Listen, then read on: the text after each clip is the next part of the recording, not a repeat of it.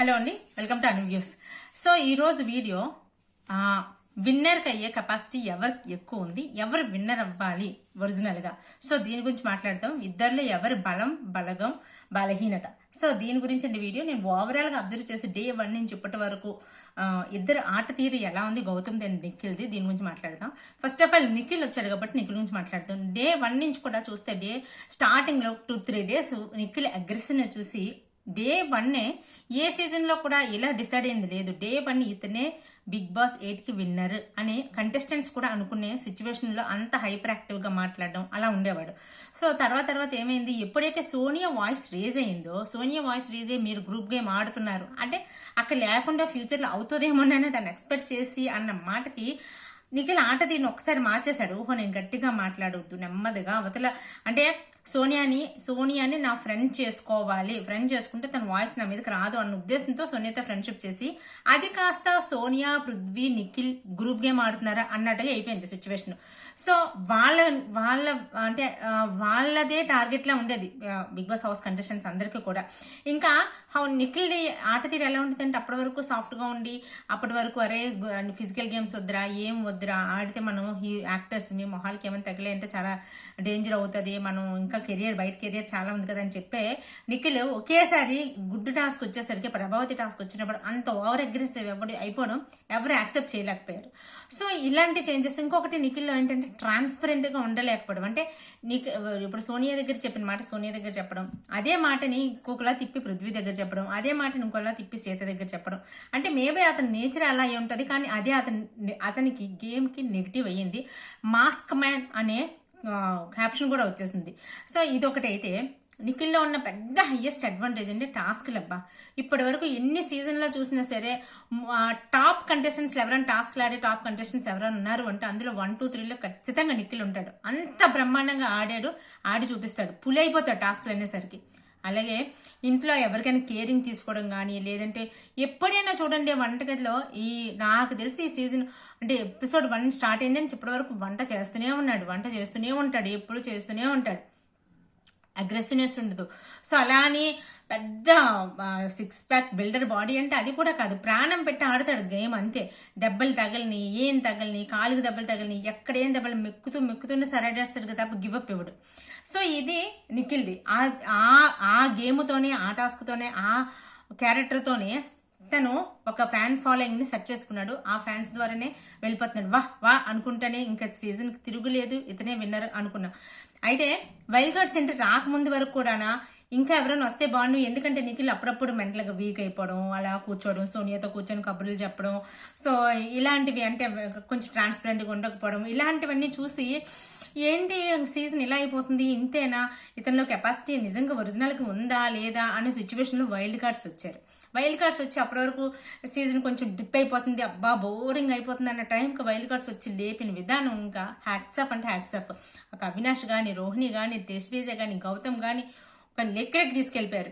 అప్పటి వరకు నేను రైవెలరీని అంటే వీళ్ళు అంతకుముందు వరకు కొట్టుకునేవారు కలిసిపోయారు. ఈ టైప్ లో ఉండే ఆటని వారు 1 సైడ్ అయిపోయింది. పృథ్వీ, నిఖిల్ ఒక దగ్గర ఉంటే వైపే ఆట అయిపోయింది.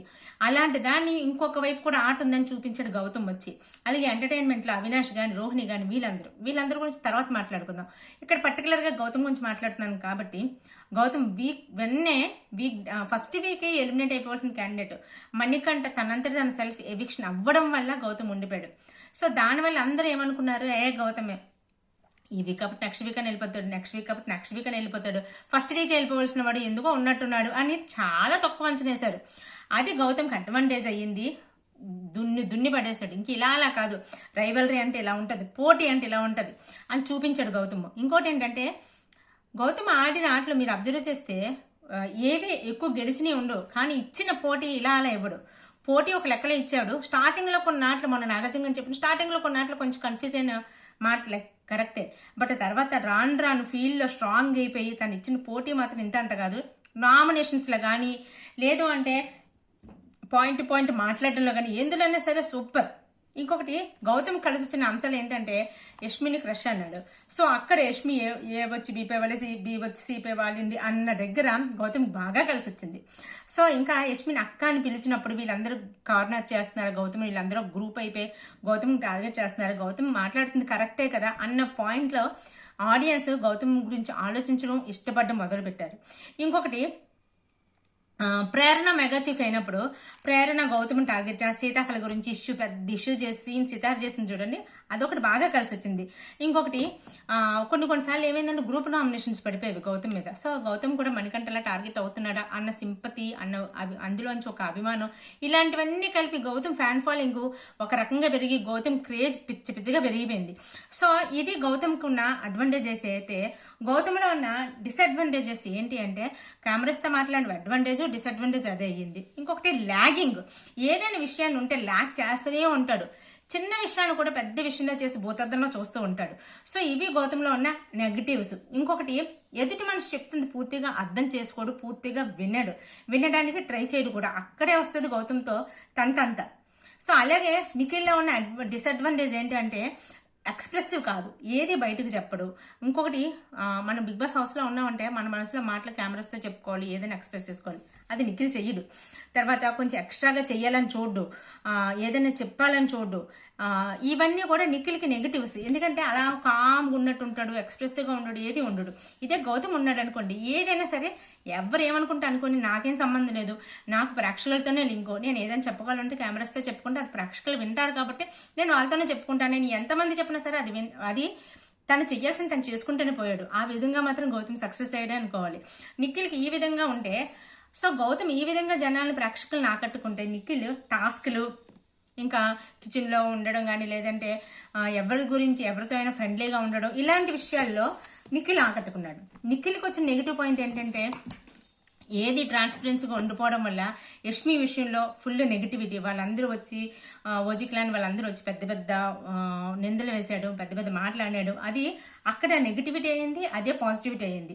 ఇంకొకటి యష్మి తనంతటి తను చెప్తున్నప్పుడు తిను గట్టిగా నో అంటే నో అని, ఇప్పుడు గౌతమ్తో ఎలా చెప్పాడో ఒక అమ్మాయి నో అంటే నో అని చెప్పి, అలాగే నేను నో అంటే నో అని చెప్పి అక్కడితో ఆపేయాల్సిన సిచ్యువేషన్ని దాన్ని సాగదీసి అవతల అమ్మాయికి ఇష్టం అని తెలిసినప్పుడు తన మీద మళ్ళీ ఫ్రెండ్షిప్ చూపించి తను అలా చేయడం అనేది ఎంత లేదనుకున్నా సరే నిఖిల్కి నెగిటివ్గానే బయటకు వచ్చింది. ఎంతో కొంత పాజిటివ్ వచ్చినా మిగతా నెగిటివ్ రాలేదు అన్న మాట అయితే అబద్ధం. సో ఇది అయితే ఇంకొకటి ఏంటంటే వీళ్ళిద్దరిలో విన్నింగ్ క్యాపబిలిటీ ఎవరికి అంటే, సో ఇదేంటి నార్మల్గా అయితే నిఖిల్లో ఉన్న లక్షణాలు కానీ, నిఖిల్ ఫైటింగ్ స్పిరిట్ కానీ, నిఖిల్లో చాలా అప్ అండ్ డౌన్స్ వచ్చాయి, చాలా అప్ అండ్ డౌన్స్. ఎమోషనల్గా డిప్ అయిపోయాడు, తర్వాత పర్సనల్ లైఫ్ పోయింది, ఆ పర్సనల్ లైఫ్ లోపల ఉన్న సిచ్యువేషన్ బట్టి బయట ఎలా ఉంటుందో తెలియదు. సో మళ్ళీ తనంతా తను రీగైన్ అయ్యాడు. సో సీత వాళ్ళు వచ్చి ఏవేవో అమ్మాయిలు వాడుకుంటున్నావు, నువ్వు అమ్మాయిల్ని అంటే స్ట్రాంగ్ లేడీస్ని పట్టుకుని ఆట ఆడుతున్నావు అని చెప్పి మాట్లాడడం, ఇలాంటివన్నీ కూడా నిఖిల్లో చాలా అప్ అండ్ డౌన్స్ వచ్చినా సరే టాస్క్లు వచ్చేసరికి ఎరగదీసేసాడు. సో ఎన్ని ప్రాబ్లమ్స్ ఉన్న టాస్క్లు ఆడేసరికి నిఖిల్కి ఒక ఫ్యాన్ ఫాలోయింగ్ క్రేజీ ఫ్యాన్స్ ఏర్పడ్డారు. So at the same time అక్కడ కర్ణాటక, ఇక్కడ తెలుగు, ఇక్కడ మన వాళ్ళు అంటున్నట్టు ఇలాంటి ఓట్స్ కూడా ఫుల్ పడుతున్నాయి. అంటే అక్కడ వాళ్ళు చూస్తున్నారు, ఇక్కడ వీళ్ళు చూస్తున్నారు, ఇది అవుతుంది.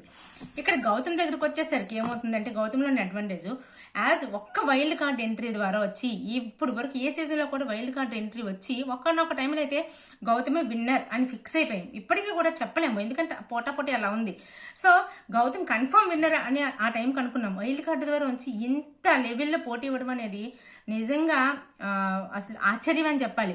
ఎప్పుడైతే అప్పటి వరకు కూడా హౌస్లో అందరూ కూడా గౌతమ్ తక్కువ ఎస్టిమేషనే చేశారు. ఎప్పుడైతే ఫ్యామిలీ వీక్ వచ్చి గౌతమ్ బాగా ఆడుతున్నాడు, గౌతమ్లో ఉండు, గౌతమ్ బాగా ఆడుతున్నాడు, గౌతమ్తో పెట్టుకోకు, గౌతమ్ నామినేషన్స్ కరెక్ట్గా వెయ్యు అని చెప్పడం, గౌతమ్ వాళ్ళన్నీ వచ్చి పిచ్చిగా ఆడుతున్నావు, ఇప్పుడు ఈ ఫ్యామిలీ వీక్ అయిపోయిన తర్వాత మళ్ళీ సీన్ మారిపోద్ది, నువ్వు సోలో బాయ్ అంటే సోలో బాయ్ లాగా ఉంటే చాలా బాగా ఆడుతున్నాడు అనేసరికి అందరికీ మబ్బులు ఇడిపోయాయి. గౌతమ్ ఏమాడుతున్నాడు, గౌతమ్ ఇన్నాళ్ళు తక్కువ అంచనా వేసామా అని చెప్పి అప్పటి నుంచి మళ్ళీ గౌతమ్తో ఆట తీరు మళ్ళీ మార్చి అప్పుడు ఒకేసారి నామినేషన్స్ పడ్డాయి చూడండి, అది అంటే అప్పుడు కదా నెక్స్ట్ వీక్లో పడ్డాయి. సో అది కార్నర్ అయ్యాడా కొంచెం అని అనిపించింది. సో ఇలాంటి సిచ్యువేషన్స్ అన్ని గౌతమ్కి బాగా కలిసి వచ్చాయి. ఫ్యామిలీ తనకి అప్పటి నుంచి గౌతమ్లో ఇంకా కాన్ఫిడెన్స్ పెరిగి అప్పటి నుంచి చూడండి మీరు అబ్జర్వ్ చేస్తే టాస్క్లు బాగా ఆడడం కానీ, లేదు అంటే ఫైట్ బాగా చేయడం కానీ ఇలాంటివి చేశాడు. తనలో నెగిటివ్ పాయింట్స్ నాగార్జున గారు ఒకసారి ఓవర్గా తిట్టినా సరే దాన్ని పాజిటివ్గా చేసుకొని తన వాయిస్ని తగ్గించి ఇంకా స్ట్రాంగ్గా అవ్వడం చేశాడు. సో ఈ విధంగా చూస్తే వీళ్ళిద్దరికీ కూడా చాలా మంచి హైగా ఉన్నాయండి. అయితే నేను అనుకోవడం నాకున్న అనాలిసిస్ ప్రకారం కానీ నా ఆలోచన ప్రకారం అంటే నేను అనుకున్న ప్రకారం నాకు నిఖిలైనా ఒకటే గౌతమైన ఒకటే ఎవరైనా ఈక్వలే. సో ఎవరు బాగా ఆడుతున్నారు, ఎవరు బాగా ఫైట్ చేస్తున్నారు అన్న విషయానికి వస్తే ఎవరు బాగా ఆడుతున్నారు, ఎవరికి ఎక్కువ ఫ్యాన్ ఫాలోయింగ్ ఉంది అన్న విషయానికి వస్తే నిఖిల్కే 1 or 2% ఛాన్స్ ఉంది ఎక్కువగా గౌతమ్ కానీ అనుకుంటున్నాను. అంటే కప్పు ఇచ్చేసి నాకు తెలిసే నెక్స్ట్ వీక్ కప్ ప్రజెంట్ చేసే టైంలో కూడా పెద్దగా కూడా ఓట్ల మెజారిటీ డిఫరెన్స్ ఏం లేదు అని చెప్పి నాగార్జున గారు చెప్తారు. సో పేరుకి ఇవ్వాలి కాబట్టి నిఖిల్కే ఇస్తారు అని అనుకుంటున్నా. ఇంకొకటి ఏంటంటే యాజ్ ఓల్డ్ కంటెస్టెంట్ కింద అంటే ఓల్డ్ కంటెస్టెంట్ కింద Day 1 నుంచి కూడా ఫైట్ చేసిన విధానం అయితే మనం పక్కన పెట్టకూడదు. అలాంటి వైల్డ్ కార్డుది కూడా తక్కువేం కాదు కదా అంటే కాదు, ఖచ్చితంగా కాదు. బట్ ఓల్డ్ కార్డ్ అక్కడి నుంచి ఉండి ఎన్నో మాటలు పడి మళ్ళీ వైల్డ్ కార్డ్స్ని తట్టుకొని, వైల్డ్ కార్డ్స్ అంటే వీళ్ళు నార్మల్ వైల్డ్ కార్డ్స్ కాదు, కొత్త వైల్డ్ కార్డ్స్ కూడా కాదు, ఎక్స్పీరియన్స్ ఉన్న వైల్డ్ కార్డ్స్ వీళ్ళని ఫేస్ చేస్తూ వాళ్ళు అక్కడ సస్టైన్గా ఉండడం అనేది మాత్రం వీళ్ళకన్నా వాళ్ళకి ఇంకొంచెం పెద్ద పరీక్ష అనుకోవాలి. సో ఆ విధంగా చూస్తే ఒక 1 or 2% నిఖిల్కి ఒక స్టెప్ ఎక్కువగానే ఉన్నాడు కప్ అందుకోవడానికి నాకు అనిపిస్తుంది. సో మీకేమనిపిస్తుందో, మీరు ఎవరు గెలుస్తారు అనుకుంటున్నారు, ఎవరు అర్హులు అనుకుంటున్నారు కామెంట్ చేసి చెప్పండి. నేను ఇప్పుడు చెప్పిన పాయింట్స్ అన్ని కరెక్ట్ అవ్వాల్సిన అవసరమే లేదు, బట్ నాకు అనిపించింది ఏం చెప్పా, మీకు ఏమనిపించింది కామెంట్ చేయండి. వీడియో మీకు నచ్చితే లైక్ చేసి షేర్ చేయండి. Take care, by.